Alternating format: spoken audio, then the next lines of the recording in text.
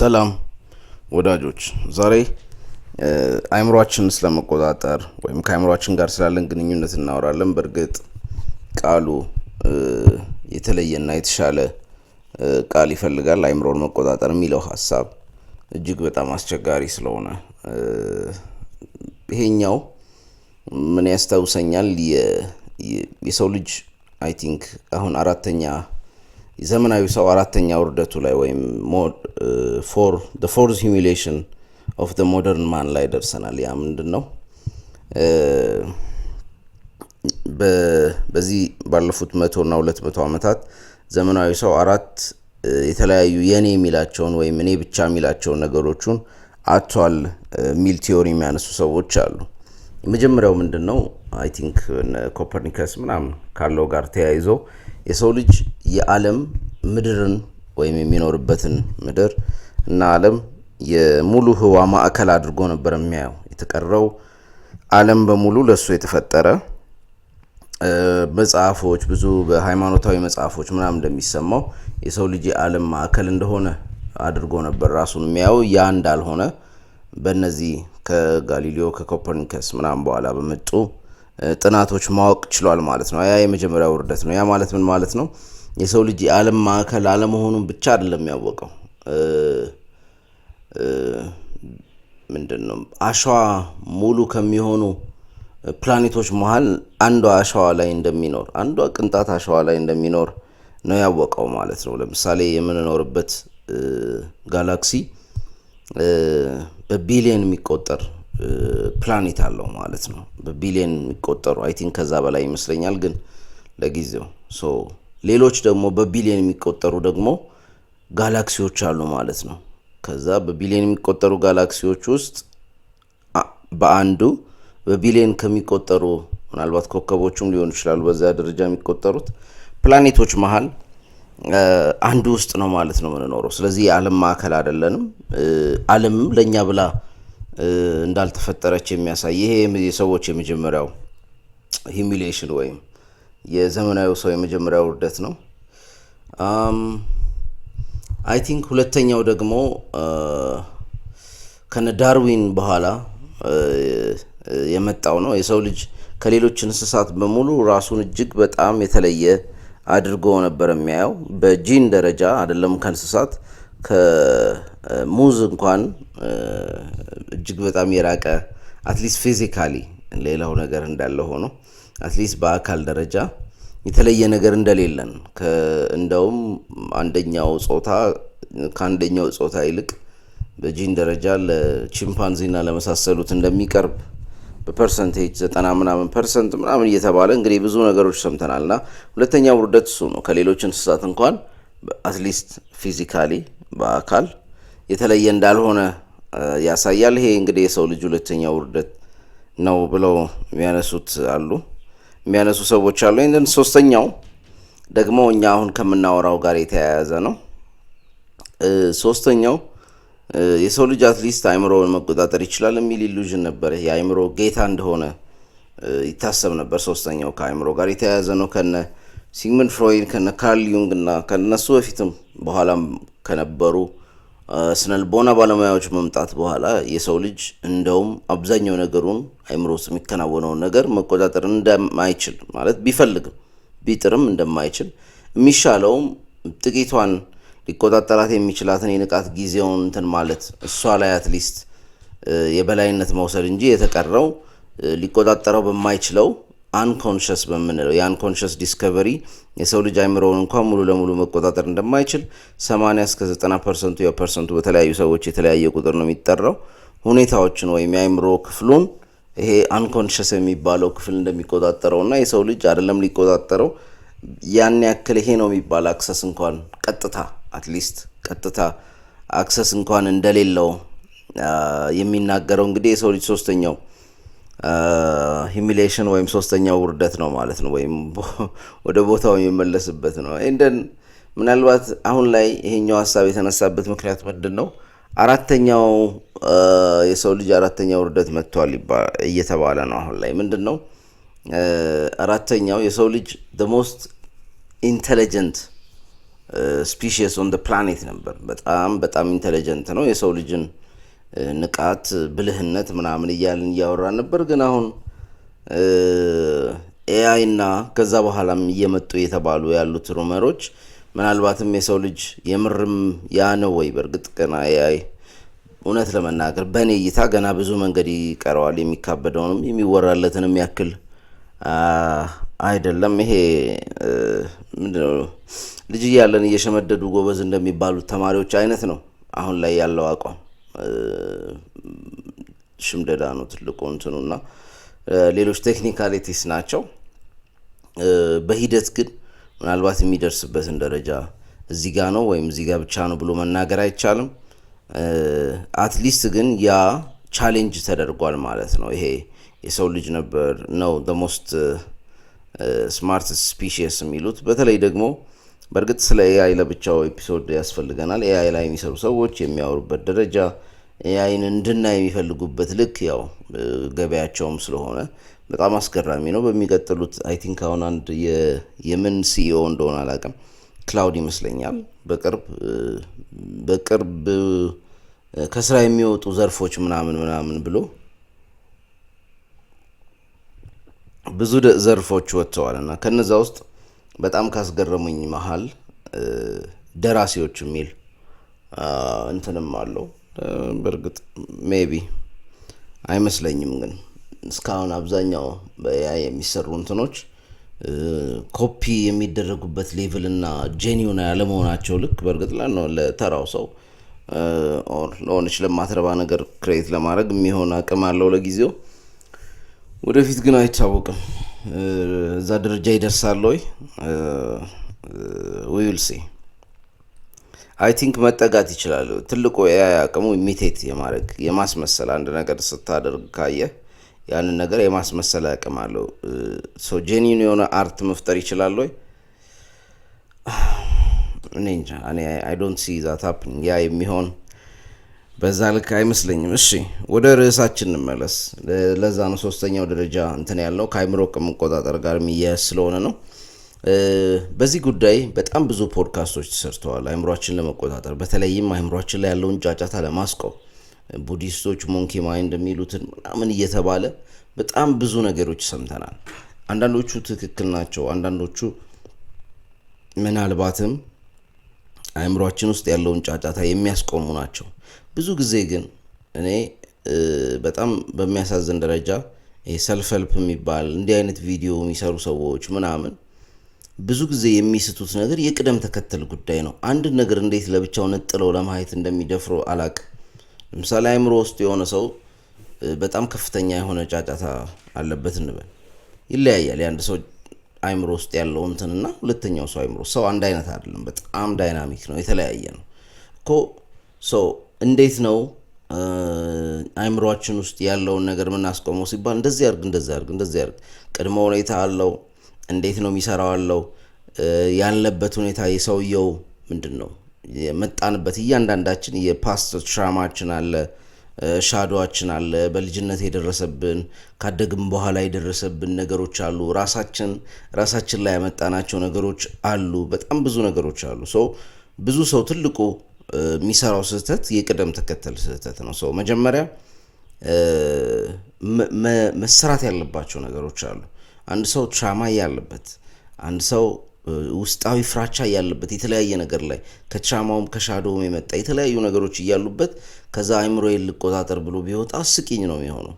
በምንም ተአምር አይምሮውን መቆጣጠርና መያዝ አይችልም። መጀመሪያ መሪው ላይ የተጋገረውን አላርል የያዘውን ከድሮ ጀምሮ የመጡትን ውስጣዊ ችግሮቹን በራሱም ሆነ በባለሙያም ሆነ በሆነ መንገድ ማስወገድ መቻል አለበት። ስፔሻሊ ሻዶ ወርክ መስራት አለበት። ከትራማ በተለይ ትራማ ያለበት ሰው በእርግጥም ባለሙያ ያስፈልገዋል። በልጅነት የተለያየ ነገር ውስጥ ያለፈ ሰው እያንዳንዱ ነገር ቅደም ተከተል አለው። የሆነ ቦታ ላይ ለመድረስ ኦር የሆነ ነገር ለማድረግ መጀመሪያ ነገሮች አሉ። ማንኛውም አይነት እንደዚህ መሰል ቪዲዮዎች ስናይ ማየት ያለብን ምንድን ነው፣ ቅደም ተከተሉን የጠበቀ ነው ወይ ማለት ዘለን የሆነ 5ኛ ደረጃ መንጃ ፍቃድ እንደምናወጣ አይነት አድርገው ያወሩናል። ይሄ አይምሮ ደግሞ በጣም ዴሊኬት ነው፣ በጣም ስስ ነው፣ በጣም ለየት ያለ ነው። ኤንደን በጣም ሶፊስቲኬትድ ነው፣ ውስብስብ ነው አይምሮ ማለት ነው። ሶ እንደ ፓንዶራ ቦክስ አንዴ ከከፈትም በኋላ ወፏ እንደምታመልጠው አይምሮውን ያለ እውቀት ያለ መረጃ ያለ እንትን መነካካት መዓት ነገር ያመጣል። ብዙዎች የተለያየ ነገር ውስጥ ይገባሉ ማለት ነው። እንደዚህ አይነት ነገሮች በየቦታው እናያለን። አሁን ላይ አብዛኛው ሰው ሁሉ ነገሩን ከስሜት ጋር እንዲያያይዝ፣ ሁሉ ነገሩን ከሀሳብ ጋር እንዲያያይዝ፣ ስሜቱና ደግሞ ከዛ ሪዝኑ ደግሞ በሚጋጩበት ሰዓት ቁጭ ብሎ ሲዳኝ ይውላል። በቃ በጣም በሚያሳዝን ሁኔታ አይምሮ ውስጥ ያለው ጫጫታ ብዙዎቻችን ጋር በጣም በከፍተኛ ደረጃ በዚህ በዘመናዊ ዓለም እየጨመረ መጥቷል። መጀመሪያ እንዴት ነው አሰራሩ? ለምን እንደዚህ አይነት ነገር መጣብን? ከዛ በኋላ ደግሞ እንዴት ነው የምናስወግደው የሚለውን በዚህ ፖድካስት ለማየት እንሞክራለን ማለት ነው። መነሻ የምናደርጋቸው ነገሮች አይምሯችን ውስጥ ያለው ጫጫታ እንዴት መጣ የሚለውን ነው የምናየው ማለት ነው። መጀመሪያ አይምሯችን ውስጥ ያለው ይሄ እንቅስቃሴው፣ ጫጫታው፣ ዴይድሪሙ ምናምን ምንድን ነው የሚለውን እኔ መነሻው ከአንኮንሽስ ማይንዳችን ነው። ከአንኮንሽስ ማይንድ እየመጣ እየተነሳ ወደ ኮንሽስ ማይንዳችን ይመጣል። ከዛ ለምሳሌ ስቶሪ ከሆነ የሆነ ስቶሪ ይፈጥራል፣ ያንን ስቶሪ ያስኬዳል። ያ ስቶሪ ምናልባት በጣም ፋንታሲ የምንለው ስቶሪ ሊሆን ይችላል። የሆነ በምናስበው ስራ ወይ በምንሰራው ስራ ወይ በስራ ቦታ ወይ ደግሞ ህልማችን በሆነ ነገር ተሳክቶልን በቃ ቤተሰብ፣ ወዳጅ፣ ጓደኛ ምናምን አጨብጭቦልን ደስ ብሎት አንቺ እኮ ምናምን ተብሎ በጣም ከዛ ከፍ እያለ ሲሄድ ማለት በቃ በዙሪያችንን ያለውን ሰው የሚያስገርም ስራ ስንሰራ ሊያሳየን ይችላል። ከዛ ደግሞ በተቃራኒው ደግሞ የሆነ ነገር ሳይሳካልን ስንዋረድ ከፍራቻ ደግሞ ይመጣል አይደል? ችግር ውስጥ ስንገባ ያሳየናል። ሁለቱም አሉ። እንደየሰው ደግሞ ባላንሱ ይለያያል። በጣም ፍራቻ ያመዘነበት ሰው ብዙ ጊዜ አይምሮ ውስጥ የሚያያቸው ዴይድሪሚንጎች በጣም የችግር ናቸው። ከሁሉም በላይ ደግሞ ሁሉም ሰው ጋር ያለ ደግሞ ሌላ ነገር ሳምሃው ከዴይድሪሚንግ ጋር በተያያዘ የግጭት ነገር ነው። ይሄ ከሆነ ከምናውቀው ከምንወደው ወይ ከምንግባባው ሰው ጋር ከአለቃ ጋር ወይ ከስራ ባልደረባ ጋር ተጣልተን ምን ብለን ደማችን ሞቆ ሜቢ ፊታችን ቀልቶ እጃችንን ጨብጠን ልንነቃ እንችላለን ማለት ነው። እነዚህ እንደ ሀሳብም እንደ መሰረታዊ ነገርም የራሳቸው ኤሌመንት አላቸው ማለት ነው። ኦኬ ለምንድን ነው እዛ ውስጥ ምንገባው? ለምንድን ነው አይምሯችን ላይ ጫጫታ የሚበዛው? አንዳንዶች ሰዎች ጋር በጣም በጣም ከመጠን በላይ ያለፈ ነው። ታክሲ ውስጥ ሲሄዱ በቃ ማረፍ አይቻልም በተለምዶ። ለምን ማንኛውም ሰው መራመድ እንደሚማረው መብላት፣ መጠጣት፣ ማንኛውንም ነገር እንደሚማረው ምናልባትም እድሉ ኖሮም ቢሆን አይምሯችንን እንዴት እንደምንቆጣጠር ከአይምሯችን ጋር እንዴት እንደምንግባባ የሚያስተምረን ሰው ሊኖር ይገባ ነበር። እንደዛ ባለመኖሩ አይምሯችን ምንድን ነው መረን ለቋል። በራሱ አውቶኖመስሊ እንደፈለገ ነገሮችን ያስኬዳል ማለት ነው። ሃይባይ የሌለው ሆኗል ማለት ነው። ተመልሰን ለመቆጣጠር ስንሞክር በጥንቃቄ ካልሆነ የሚገጥሙን ችግሮች አሉ፣ የሚገጥሙን ትግሎች አሉ። ስፔሻሊ በጉልበት እንትን ለማለት ምናምን የሚሞከሩ ነገሮች በጣም አስቸጋሪ ናቸው። በቃ ዋት ዩ ሬዚስት ፐርሲስት ነው። ይሄ የሆነ ነገር ዝም ብለህ የምትታገለው ከሆነ አቅም እያገኘ ነው የሚመጣው በሂደት ማለት ነው። በጣም ብልጥ ነው ደግሞ አይምሮ። በዚህ መንገድ ሲዘጋበት በዛ እየተባለ የነበረችው ልምምዱን አንኮንሽስ ማይንድ የልምምድና የሲምቦል የምልክት አይምሮ ስለሆነ የነበረችውን ልምምዱን ላለመልቀቅ የተለያየ መንገድ ይጠቀምብናል ማለት ነው። እዛ ላይ እጅግ በጣም ከፍተኛ ጥንቃቄ ማድረግ አለብን ማለት ነው። አንድ ሰው አሁን በተለምዶ በኖርማል ሂደት ውስጥ ያለፈ ሰው አታስብ ቢባል አለማሰብና አይችልም። አይምሯችን አንደኛውም እንደዛ አይነት ነገር አለው። ለምሳሌ ስለ ዝንጀሮ አታስብ ቢባል ሰው አይምሮ ላይ ዝንጀሮ ምስሉም እንትኑም ይመጣል ምናምን፣ እንደዛ እያለ ይሄዳል። አለማሰብ በመሞከረ ቁጥር የበለጠ እያሰበ ይሄዳል ማለት ነው። እስኪ ስንት ደቂቃ አለማሰብ ይቻላል ምናምን ብለን ራሳችንን እንሞክረው። አለማሰብ ማለት ምን ማለት ነው? አይምሮን አለማሰብ አይ ቲንክ ቃሉን ኔጌቲቭ ያደርገዋል። አይምሮን በእርጋታ ውስጥ በአርምሞ ውስጥ በተመስጦ ውስጥ ማቆየት መቻል ማለት ነው። ያ እጅግ በጣም ወሳኝ ነው። አንደኛ ብዙ ምንድነው ምናቸው በረከቶች አሉት። ለምሳሌ የውስጥ ድምጻችንን ኢንቲዩሽናችንን ከነፍስም ይሁን ከሀየር ሰልፍም ይሁን የሚመጣ በጣም ጠቃሚ የሆነ ነገር ከዚህ በፊት ስለ ኢንቲዩሽን አውርተናል፣ እንድናዳምጥ ያደርገናል። እሱ እጅግ በጣም ወሳኝ ነው። ውሳኔዎቻችን ላይ የተረጋጋን እንድንሆን ያደርገናል። ይሄ ሁሉ ግን ቅድም እንዳልኩት የሚመጣው መጀመሪያ ላይ ይሄ ከድሮ አኩሚሌት አድርገን ሰብስበን የመጣነውን ችግራችንን ስናስወግድ አእምሯችን ቀለል ሲለው ነገሮች ከፈትፈት ሲሉ ከዛ ይሄኛውን ነገር ወደ መፍትሄ ወደ ማድረግ እንሄዳለን ማለት ነው።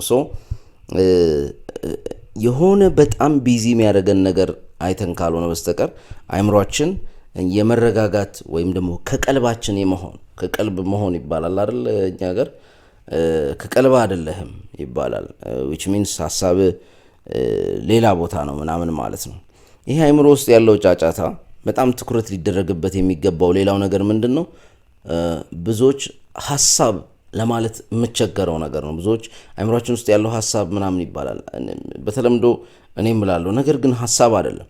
አንደኛ በህይወታችን ይህ ሁሉ ጊዜ ሲንጫጫ አንድ ነገር ችግር ሶልቭ አድርጎልን የሚያውቅ አይመስለኝም። በተለምዶ እንደዛ አይነት ባህር የለውም። ምናልባት በአጋጣሚ የማይሰራ ሰዓት እንኳን በቀን 2 ትክክል ይሆናል በሚለው እንደዛ አይነት ችግር ሶልቭ አድርጎልን ይችል ይሆን አላቅም፣ መደምደም ስለማልፈልግ ነው። ነገር ግን እንደዛ አይነት የሶልቪንግ ሜካኒዝም አይደለም ያለው። ምንድነው ይሄ እንስሳት ማመስኳት ወይም ማመንጀክ የሚባል ነገር አለ አይደል? የበሉትን መልሰው ማመንጀክ ያንኑ ነው። አዲስ ነገር አይጨምሩም አለ አይደል? ግን አድቅቀው ይከቱታል፣ መልሰው አድቅቀው ይከቱታል። እና ምግቡ ባይቀየር ብዙ ጊዜ ያስቡት። ለምን በኋላ ላይ እናየዋለን። እንዲህ የመላለስን የምናስባቸው ታሪኮች አእምሯችን ላይ የሚመላለሱት ነገሮች ምናምን አስቸጋሪ ናቸው። በጣም ትልቅ ጉዳትም ሊያመጡ ይችላሉ። ሁለተኛው ሐሳቤ እሱ ነው። እኔ በግሌ ጸሎት ማለት ሐሳብ ነው፣ ሐሳብ ማለት ጸሎት ነው መልሰው ነኝ ማለት። ለምሳሌ ስለ ጸሎት የምታውቁ ሰዎች አላቅም፣ አእምሯችን ውስጥ የሚመላለሰው ነገር በሙሉ ጸሎት ነው ብዬ ማስብ ሰው ነኝ እኔ። ያን ሁሉ ይሰማናል እንዴ ምናምን የሚል ሰው ይኖር ይሆናል አላቅም። ምክንያቱም ብዙዎች የሆነ ለምሳሌ ጸሎት የሚያደርጉ ሰዎች ወይ ሲንበረከኩ ወይ ቤተክርስቲያን ወይ መስጊድ ወይ ዱዓ የሚያደርጉበት ወይ ጸሎት የሚያደርጉበት ቦታ ሲኖሩ ብቻ የሚሰሙ ይመስላቸዋል። ማንኛውም አእምሯችን ውስጥ ያለው ነገር ይሰማል። ማንኛውም አእምሯችን ውስጥ ያለ ቶት ክሬቲቭ ነው በራሱ። እኔ የሆነ አምላክ እዛ ቁጭ ብሎ ለከሌ እሺ ለከሌ እምቢ የሚል ነገር አለ ብዬ አላምንም። እኔ እንደዚህ አይነት እምነት የለኝም። ነገር ግን በእምነት የተዘረጋ ስርዓት አለ የሚል ነገር አለ። ምክንያቱም ቶት ምን ያክል ክሬቲቭ እንደሆነ በህይወቴ ስለማቅ፣ ሐሳብ ምን ያክል የመፍጠር አቅም እንዳለው ስለማቅ፣ ያንን ሐሳብ የመፍጠር አቅሙን ግን ሐሳብ ላይ ያለ ብቻ ሳይሆን ስቴፖች አሉት እኛ ውስጥ ማደግ መቻል አለበት። ከሐሳብ ተነስቶ እኛ ውስጥ እምነት ሆኖ ህይወታችንን የሚዘውር ብዙ ነገር ስላለ ማለት ነው። ትርጉም ሰጥተነው ተቀብለነው ውስጣችን እምነት ሆኖ መቀየር ስለሚችል። ግን እምነት ራሱ ምንጊዜም ከምንድን ነው የሚጀምረው? ማንኛውም ስፖንሰሪንግ ነገሩ ወይም ደግሞ መነሻው ሶርሱ ሐሳብ ነው። ስለዚህ አእምሯችን ውስጥ ለሚመላለሰው ሐሳብ እጅግ በጣም ከፍተኛ የሆነ ጥንቃቄ ማድረግ አለብን ብዬ ማምን ሰው ነኝ። ስለዚህ ለእንደዚህ አይነት ጫጫታ ለእንደዚህ አይነት እንትን ፊት ስንሰጥ አእምሯችን ውስጥ ኔጌቲቭ ነገር ፖዚቲቭ ነገር ኔጌቲቭ እንትኑ ዓለም ወይም ዩኒቨርሱ ወይም ዋትኤቨር የሚመልስልንን እስኪያጣ ድረስ ዛሬ የሆነ ነገር እንፈልጋለን፣ ነገ አእምሯችን ላይ የሆነ ነገር ከነገ ወዲያ እንትን እንኳን አይደለንም። ይሄ ኮንሲስተንት አይደለንም። የምንፈልገውን ነገር እንኳን ጥርት አድርገን አናውቅም። ለምን? ራሳችንንም አናዋራም። ከኢንቲዩሽናችን ጋር ያለን ግንኙነት ደካማ ነው። ስለዚህ የምንፈልገው ነገር ራሱ ከውስጣችን ጋር ያልተገናኘ ከሆነ ብናገኘው ራሱ እርካታው ከውስጣችን ጋር የተገናኘ ባለመሆኑ የተነሳ ዝቅ ያለ ነው የሚሆነው። ካለበለዚያ ምናልባትም ራሳቸውን ለዓለም ያስገዙ ሰዎች መሆን መቻል አለብን። ይሄ ፍላጎታቸው በዓለም የሚመራ ምርጫቸው በዓለም የሚመራ ዓለም አሪፍ ነው ያለውን ስላገኙ ደስተኛ የሚሆኑ ያውም ፌክ ደስተኛ ነው፣ ፐርሶና ክሬት መደረግ አለበት በግድ ደስተኛ ነኝ ተብሎ እዛ ሁሉ ፕሮሰስ ውስጥ ማለፍ እጅግ በጣም አድካሚ አሳፋሪም ነው። ስለዚህ ራስን ለመፈለግ ራስን ለማግኘት በምናደርገው ጉዞ ውስጥ ዋነኛ ከሚባሉት ማድረግ ካለብን ነገሮች መሀል ለአእምሯችን ሰላም መስጠት፣ ለአእምሯችን እርጋታ መስጠት፣ እኛም ከቀልባችን መሆን መቻል ይኖርብናል ማለት ነው። ይሄ ነው እንግዲህ ዋናው እንትን ማለት ነው። እነዚህ አእምሯችን ውስጥ ያሉ ሀሳቦች፣ ጫጫታዎች በቃ በየትራንስፖርቱ ቁጭ ባልን ቁጥር ለብቻችን እንደዛ እያሉ የሚቀጥሉ ነገሮች እንዴት ነው የሚሄዱት? መጀመሪያ ብዙ ጊዜ ስቲሙለስ ይኖራል። ስቲሙለስ ማለት የሆነ ነገርን የሚያነቃቃ የሆነ ነገርን የሚያስጀምር ልክ ስናይ ለምሳሌ የሆነች ሴት ስናይ፣ የሆነ መኪና ስናይ፣ የሆነ ኤኒቲንግ ስናይ ማለት ነው። ያንን ስናይ ያ መነሻ ይሆናል። ያ ወዴት ይሄዳል? ወደ ትውስታ፣ ወደ ድሮ ሊሄድ ይችላል። ከዛ ያንን ሁለቱን ነገር አሶሴት ያደረግና ያገናኝና የሆነ ስቶሪ ይፈጥራል። ያ ስቶሪ በተቻለ አቅም ስሜት ይጨመርበታል። ከዛ ደግሞ ማጠናከሪያ ሀሳቦች ደግሞ በየዙሪያው ይመጣሉ ማለት ነው። እዚህ ስቶሪ ውስጥ እዚህ ስሜት የሚጨመርበት ስቶሪ ውስጥ ቁጭ ብለን አእምሯችንን ስናዳምጠው ዋና የምናደርጋቸው ነገሮች መሀል አንዱ ስለሆነ ለመፍትሄ ለአንዳንዶቹ ሀሳቦች በጣም እናፍራለን። እኔ ነኝ እንደዚህ እያሰብኩ ያለሁት ይሄ የምርም የኔ ሀሳብ ነው እስክንል ድረስ በእርግጥ በዛ ደረጃ ጀጅ ማድረግ አያስፈልግም። ምክንያቱም ማንኛውም ጀጅመንት የሀሳቡ ተካፋይ ስለሚያደርገን የሀሳቡ አባል ስለሚያደርገን ማለት ነው። በነገራችን ላይ እነዚህ አእምሯችን ላይ የሚመጡ ሀሳቦች አይታችኋቸው ከሆነ አንዱ ሀሳብ ይመጣል፣ ሁለተኛው፣ ሶስተኛው፣ አራት ማለት ኢቭን ቁጭ ብለን አንድ ሰዓት አሁን ላይ ረጅም ሰዓት ትራንስፖርት ላይ እንቀመጣለን እና አንድ ሰዓት ትራንስፖርት ላይ ራሳችሁን እንድትታዘቡ ትፈልጋለሁ። ያሉት ሀሳቦችን እናውቃቸዋለን ወይ? ከአንዱ ወደ አንዱ በቃ ፍጥነቱ በነገራችን ላይ እንትን እንደዛ የተሰራ ይመስለኛል። አሁን ላይ ያሉ ይሄ ሪልስ፣ ቲክቶክ ምናምን የሚባሉ እንትኖች እንደዛ ናቸው። ይሄ አእምሯችን ላይ ያለውን ያንን ፍሬምወርክ ስላገኙ ይመስለኛል ይህን ሁሉ ሰው መያዝ የቻሉት እንጂ እጅግ በጣም አስቸጋሪ ነው። ሞር አእምሮውን ቱ ሳም ኤክስቴንት ካልም ለሆኑ ሰዎች እንደዛ አይነቱ ነገር አስቸጋሪ ነው። በደቂቃዎች በአንዳንድ ደቂቃ ልዩነት የተለያየ ነገር ማየት ማለት ነው። አንዴ ኢትዮጵያ፣ አንዴ አሜሪካ፣ አንዴ ፍልስፍና፣ አንዴ ሳይኮሎጂ፣ አንዴ የሚደንስ ሰው፣ አንዴ የሚዘፍን ሰው፣ አንዴ የሚያለቅስ ሰው፣ አንዴ የምናየው ነገር ስፋቱና ግብስብስነቱ እጅግ በጣም አስቸጋሪ ነው። አእምሯችንንም ምን ያደርገዋል? ድሮም ሾርት ሜሞሪያም ተብለናል። ሞር አክሰሰብል ሜሞሪ ያው እንግዲህ ብዙ ነው ታውቃላችሁ። ኖርማል ሜሞሪ አለ፣ ራም አለ ደግሞ ራን የሚደረግበት ምናምንና እሱን ራሱ በስቲሙለስ የሚመራ ወይም በአጭር መነቃቃት የሚመራ ዶፓሚን የበዛበት ያደርገናል። አእምሯችን ላይ የሚፈጥረው ዶፓሚኖች ወይም ደግሞ የተለያዩ ሆርሞኖች ያነሳሳል እኮ አእምሯችን ላይ የሚፈጠረው ነገር። በነገራችን ላይ ሰውነታችን አእምሯችን የሚያምነውን ነገር ያምናል። ለምሳሌ በአእምሯችን ከሆነ ሰው ጋር ልንጣላን ብለን ወስነን እንትን ብንል ሰውነታችን ይህንን ይከተላል።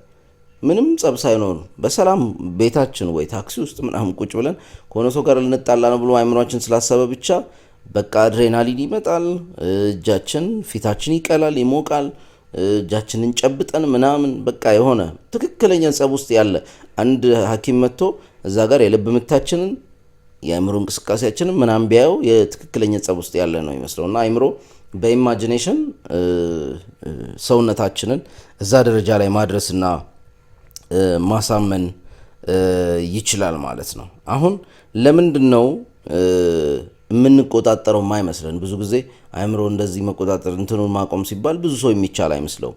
የማይቻልበት ምክንያት አንደኛ ከልምድ ነው። እኔ ሳቀው እኮ ከዛ ውጭ ሆኜ አላቅም ቢል አንድ ሰው ትክክል ነው እንደ መነሻ። ምክንያቱም አእምሮውን ሲያውቀው ሁሌ እንደፈለገ እየመጣ ከአንኮንሽስ እየወጣ እየወረደ ሲመላለስና ከአንዱን ሀሳብ በሌላ እየተካ ሲሄድ ነው የሚያውቀው። ስለዚህ አውቶኖመስ ነው፣ ያለ ፈቃዱ ነው ማለት ነው የሚሄደው። አውቶኖመስ ማለት ያለ ግለሰቡ ወይም ያለኛ ፈቃድ ነው ማለት ነው። አእምሯችን ያንን ነገር የሚያደርገው እንደፈለገ ነው። ላቆም ብንለውም ገና ልምምዱ ስለሌለን እውቀቱ ስለሌለን አስቸጋሪ ነው። ሁለተኛው ደግሞ ምናልባትም እንትን ነው፣ ይሄ ከልምድ የተለመደ ነው። በቃ ይሄ ሀቢቹዋል ሆኗል። ስለዚህ በጣም ለምደነዋል ማለት ነው፣ በድግግሞሽ ማለት ነው። ሶስተኛዋ ምናልባት እዚህ ጋር በጨምራት ደስ የሚለኝ ይሄ ዶፓሚን እና የተለያዩ ኢቭን ፖዘቲቮቹ ብቻ አይደለም ኔጌቲቮቹ ሆርሞኖች ሁሉ ይለመዳሉ። ሰዎች ምን ይለምዳሉ መሰላችሁ? ቪክተም መሆን ሁሉ ይለመዳል። በነገራችን ላይ አይምሮ ኢነርጂ የሚወጣው ኢነርጂ ምናምን የሚሰጠን ሰዎች የሚሰጠውን አቴንሽን ለራሳችን የምንሰጠው አቴንሽን በቃ እንዲሆነሽ እንዲህ ተደርገሽ እንዲሆነ እንዲህ ተደርገ ምናምን የሚባለው ነገር ፖዚቲቭማ ኦልሬዲ ዶፓሚን ክሬት ያደርጋል ራሱ እየቀጠለ እየጣፈጠን ሁሉ እናስኬደው ሀሳብ አለ እኛ እንዲሆነ እንዲተሳክቶልን ምናምን እያልን ሰው እንደው ሀሳባችንን አለመስማቱ ተመስገን ነው እንጂ አስቸጋሪ የሚሆንበት ሁኔታዎች ሁሉ ሊመጡ ይችላሉ ማለት ነው። ከሚፈጥራቸው ፕሮብሌሞች መሀል የመጀመሪያው ቀልብን አለመሰብሰብ፣ ትኩረት ማድረግ አለመቻል ነው። አንድ ነገር ለመስራት አንድ ነገር ለመፈጸም በቃ ይሄ አሁን የሚባለውን ጊዜ እናጣዋለን። ፕሬዘንት ሞመንት ምንለውን አሁናችንን እናጣለን። አሁናችንን እያጣን በሂደት ላይፋችንን እንደማጣት ማለት ነው። እያንዳንዱን አሁን ማጣት ህይወትን ከማጣት ጋር የተገናኘ ነው ማለት ነው። አይምሮ ሰውነታችን እዛ ቦታ አለ፣ አይምሯችን ግን የለም።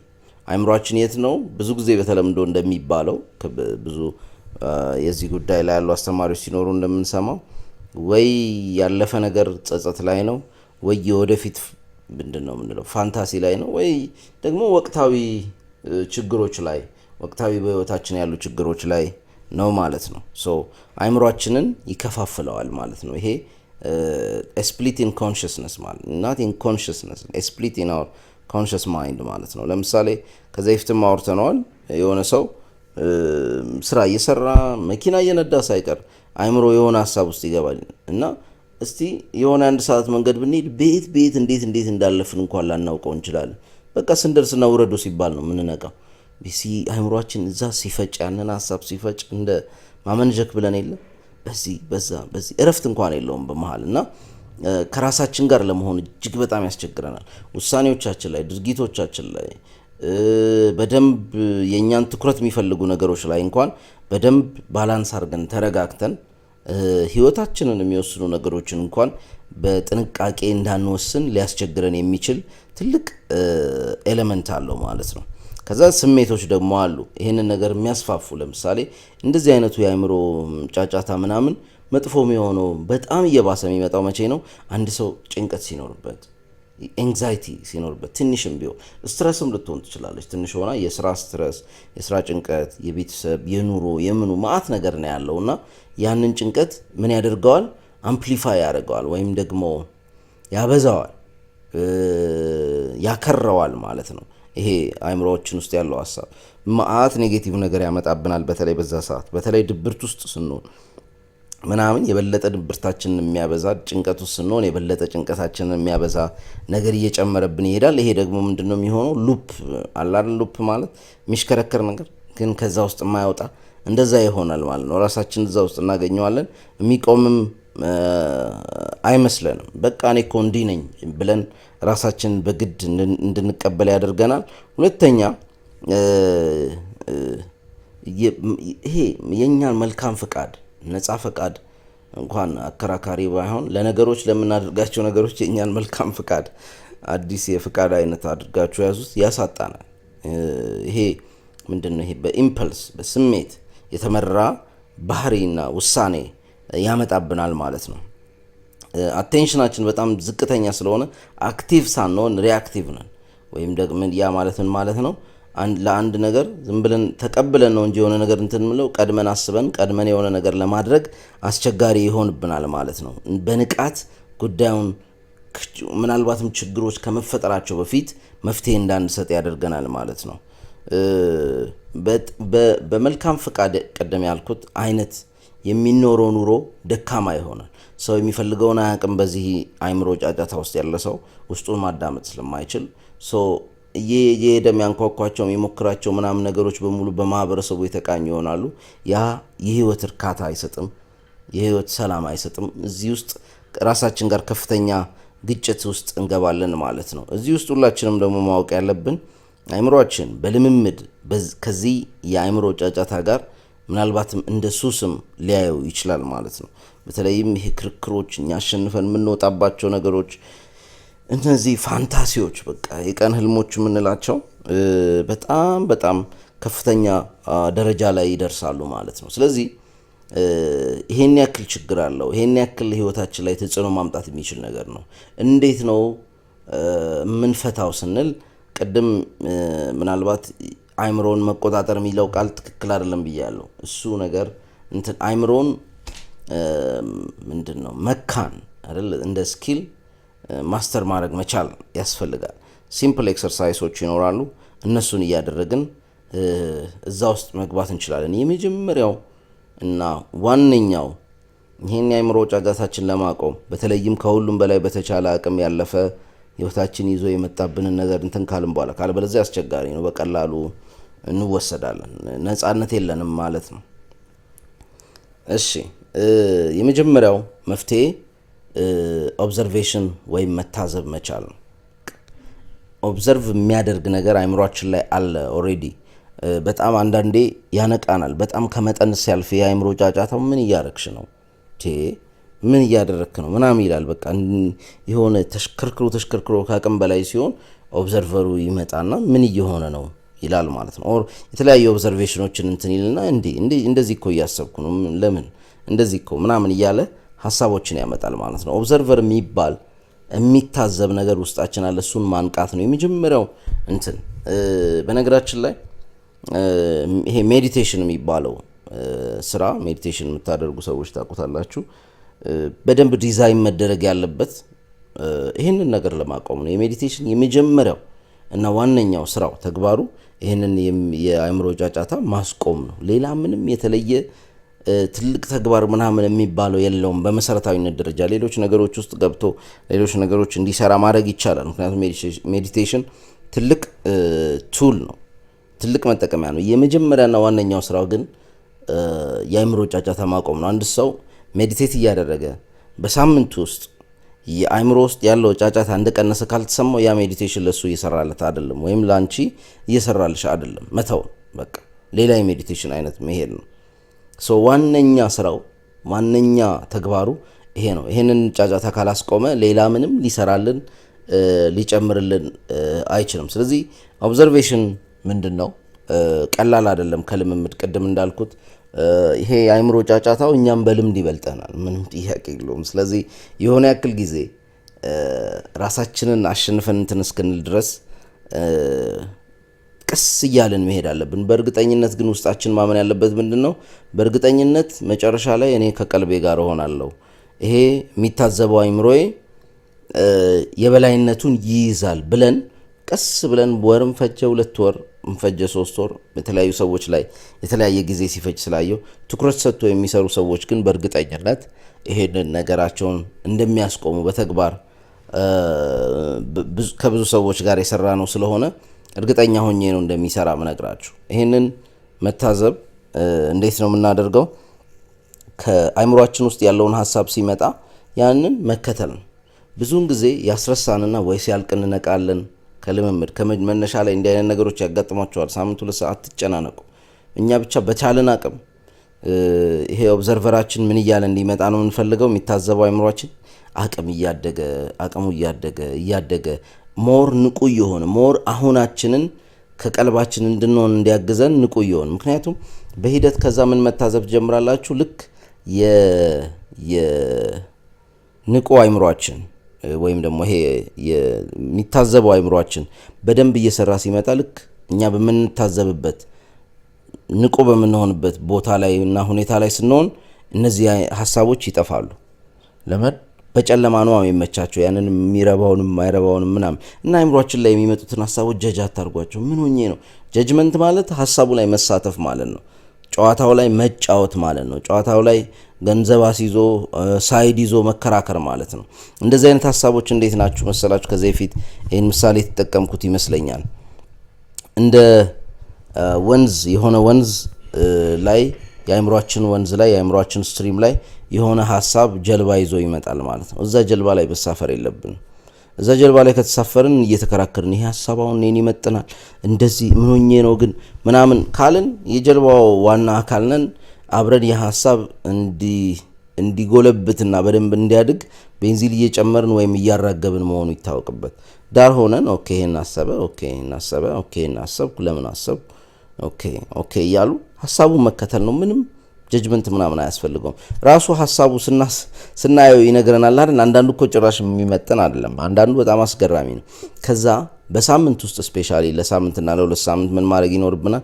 በጣም ተደጋጋሚ የሚባሉትን ሀሳቦች ርዕሳቸውን መጻፍ። ስለዚህ አሰብኩ እያልን እና ድግግሞሻቸውን በሳምንት በሁለት ሳምንት ውስጥ 4 5 ከፍተኛው የቱ ነው፣ 8 10 ጊዜ ያሰብነው የቱ ነው፣ በጣም የሚደጋገመው የቱ ነው ብለን እሱን ለምን እንደዛ አሰብኩ ብለን ራሳችን እየጠየቅን አናላይዝ ማድረግ ማለት ነው። ከዛ አይምሯችን ቀስ እያለ የተለያዩ ሀሳቦቹን በተለይ ሲደግም ምናምን እንዳያችሁት ፊልም አራይቺን እንትን ብለናታል ደግሞ ቀየር እየተደረገ ትንሽ ትሻሻል ምናምን ከራሳችን ጋር እየተጫወትን ስናስኬደው ሞር ንቁ የሆንን የኦብዘርቪንግ ስኪላችን የመታዘብ አቅማችን እየጨመረ ይመጣል ማለት ነው። ይሄ እጅግ በጣም ወሳኝ ነው ማለት ነው። ሶ ራሳችን ጋር እነዚህ ነገሮች ማድረግ አለብን።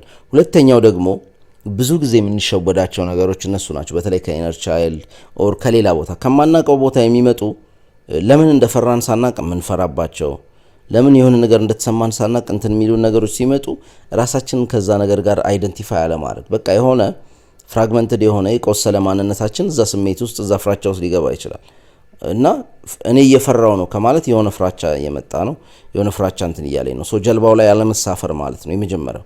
ከዛ ለምንድን ነው የፈራሁት መጠየቅ፣ ምን ጊዜ መጠየቅ። ለምንድን ነው የፈራሁት? ምንድን ነው የሚያስፈራኝ?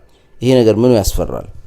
መጠየቅ፣ መወሰን አይደለም መጠየቅ። ሶ ለምንድን ነው የፈራው እያላችሁ ራሳችሁን እዛ ውስጥ ከፍራቻው ጋር አይደንቲፋይ አለማድረግ። እኔ ነኝ የፈራሁት ከማለት ይልቅ ውስጤ ለምንድን ነው ይሄንን ነገር የፈራው? ውስጤ ይሄንን የፈራ ነገር አለ፣ ምክንያቱ ምንድን ነው እያል እየጠየቅን መሄድ ማለት ነውና ፍራቻውን መታዘብ፣ ኖቲስ ማድረግ፣ መቼ እንደሚነሳ፣ ለምን እንደሚነሳ፣ ከምን ጋር እንደሚያያዝ አይተን በኋላ ላይ እሱን ለማስወገድ ደግሞ ምንድን ነው መስራት ያለብን? ምናልባት ሻዶ ነው በህይወታችን ውስጥ የተፈጠረ ትራማ ነው። እሱን ትኩረት ሰጥተን መከታተል መቻል አለብን ማለት ነው። አንዳንዴ በተለይ ፍራቻ ውስጥ፣ ጭንቀት ውስጥ፣ በጣም ኦቨርዌልሚንግ የሆነ ስሜት ውስጥ ስንሆን ራሳችንን ለመረጋጋት ከሰውነታችን እንጀምር፣ ከአይምሯችን ሳይሆን። ሰውነታችን ማረፊያ ነው። ይሄ አንከር ነው። ሰውነታችን ላይ ያለ የሆኑ ነገሮች ስንቀይር አይምሯችን ላይ ያለውን ነገር ለመቀየር ያመቸናል። ለምሳሌ ብሪዚንግ ወርክ፣ ብሪዚንግ ኤክሰርሳይዝ መስራት፣ ግራውንድ ማድረግ ሊሆን ይችላል። ባዶ እግራችን እንትን ማድረግ፣ መታጠብ። በተለይ በጥፎ ስሜት ውስጥ ካላችሁ ምናምን ግራውንዲንግ እጅግ በጣም አሪፍ ነው። መታጠብ፣ ሻወር መውሰድ ይሁን፣ ከውሃ ውስጥ መዘፍዘፍ ይሁን፣ ባዶ እግር መሄድ ይሁን፣ እነዚህ ግራውንዲንጎች፣ ንፋስ ምናምን የመሳሰሉት የተለያየ አቅም አላቸው። ብሪዚንግ ኤክሰርሳይሶቹን ጨምሮ ማለት ነው።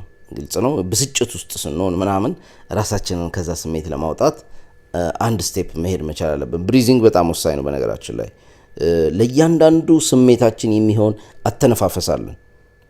አንድ ሰው በሚያስደስት አተነፋፈስ መበሳጨት አይችልም። አንድ ሰው በሚበሳጭበት አተነፋፈስ ውስጥ ሆኖ ሴክስ ማድረግ አይችልም። አንድ ሰው ፊዚካል ኤክሰርሳይዝ በሚሰራበት አተነፋፈስ ውስጥ ሆኖ ስሜታዊ መሆን አይችልም። ስሜታዊ ከሆነ አንድ ሰው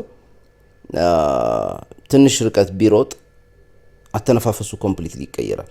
ያ ማለት ስሜቱም፣ እንቅስቃሴውም፣ ሆርሞኑም፣ ምኑም ትዕዛዙ፣ ይሄ ሃርድዌራችን ላይ ያለው ትዕዛዝም ይቀየራል ማለት ነው። ስለዚህ ከዛ ስሜት ራሳችን እየወጣን እናገኘዋለን ማለት ነው። ስለዚህ አተነፋፈስ እጅግ በጣም ወሳኝ ነው። ብሪዚንግን ተከታተል የሚባለው ለዛ ነው። ሌላው ሜዲቴሽን ማድረግ የምትፈልጉ ሰዎች እሱን ከብሪዚንጉ ጋር የተያያዘውን ከፎከስ ጋር የተያያዘው በተለይ ትኩረት ማድረግ የሚያስችሏችሁ ኤክሰርሳይሶች መስራት ይኖርብናል ማለት ነው። ትኩረት ለማድረግ ፎከስን ለመጨመር በጣም አሪፍ ኤክሰርሳይዝ ብዬ እኔ የምወስደው ማታ ይሄ ነገር በነገራችን ላይ ለእንቅልፍም ይሆናል።